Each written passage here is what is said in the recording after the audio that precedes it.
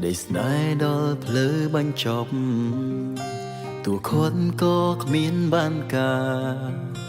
សម្រេចចិនថាបែកគ្នាគឺជាជុំរើចុងក្រោយហេតុផលដឹងច្បាំងរៀងខ្លួនព្រោះយើងអងអារម្មណ៍ហើយសំណួរក៏គ្មានចំឡើយអស់ហើយអងចិនស្រឡាញ់តួយើងខំបន្តក្រុមយ៉ាងនៅតែមិនមានលទ្ធផលក៏ព្រួងអ្វីយើងបានដឹងមុនរួចហើ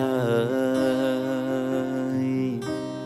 យើងបែកគ្នាលើងนิ่งគឺបែងរហូតក៏មិនបងក្រោយ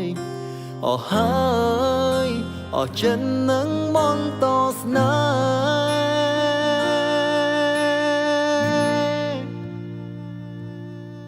៍បងគិតថាយើងគួរតែបែកគ្នាទៅ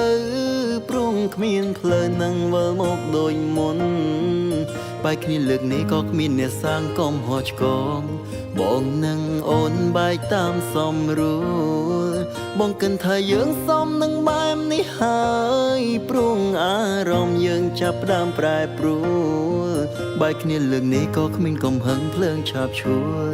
បែកតាមសមរួលបេះដូងខណ្ឌចែកជាពីរ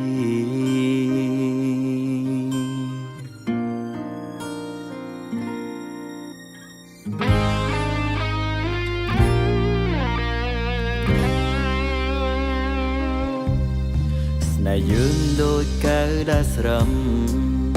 មិនអាចគុំឲ្យដូចដើមវេទនាស្ទើរផុនដងហាមចង់ផ្ដើមក៏មិនងាយស្រួលតួយើងខំបន្តក្រុមយ៉ាងនៅតែមិនមានលទ្ធផលក៏ព្រួងអ្វីយើងបានដឹងមុនរួចហើយយើងបែកគ្នាលើងนิ่งគឺបែងរហូតក៏មិនបងក្រោយអស់ហើយអស់ចិននឹងបន្តស្នេ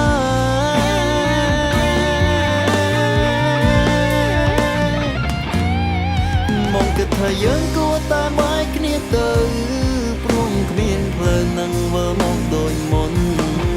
បែកគ្នាលើនេះក៏គ្មានអ្នកសាងកំហុសឆ្គង